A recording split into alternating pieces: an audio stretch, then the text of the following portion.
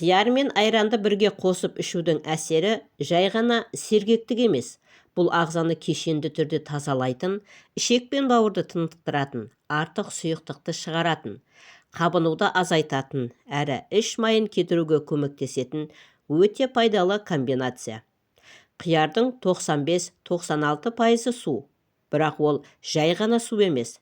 Клетчаткаға, ферменттерге, калий мен магнийге бай құрылымдалған сұйықтық. Ол асқазанды жуып, ішек жолын тазалайды. Нәжістің жылдам әрі оңай өтуіне ықпал етеді. Ал қияр құрамындағы асқабақ ферменті ішек микрофлорасын жақсартып, іш қатуды болдырмайды.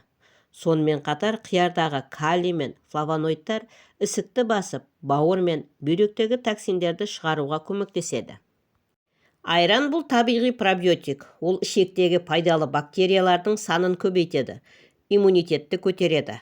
Ас қорыту жүйесін қайта теңшеуге көмектеседі. Айран құрамындағы лактобактериялар мен бифидобактериялар ішек қабырғасындағы шіру, ашу процестерін тежейді. Айран қышқылды орта жасай отырып, зиянды бактериялардың көбеюін тоқтатады.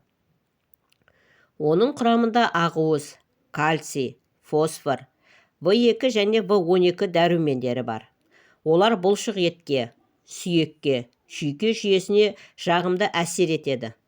Сонымен қатар айранның құрамындағы триптофан түнгі ұйқыны жақсартып, күйзелісті азайтады.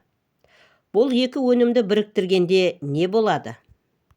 Қияр ағзадағы артық суды шығарып, асқазанды тазалайды.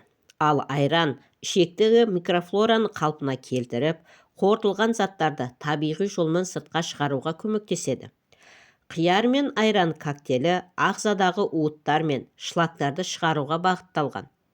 Сондықтан оны детокс сусыны ретінде таңертең аш қарынға немесе кешкі астың орнына ішуге болады. Міне құрметті көрермендер, осымен видеомыз аяқталды.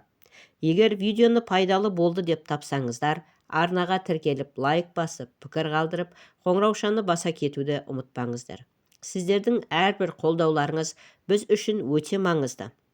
Келесі видеода кездескенше аман сау болыңыздар. Дендеріңіз сау болсын, ақпаратымыз пайдаларыңызға жарасын.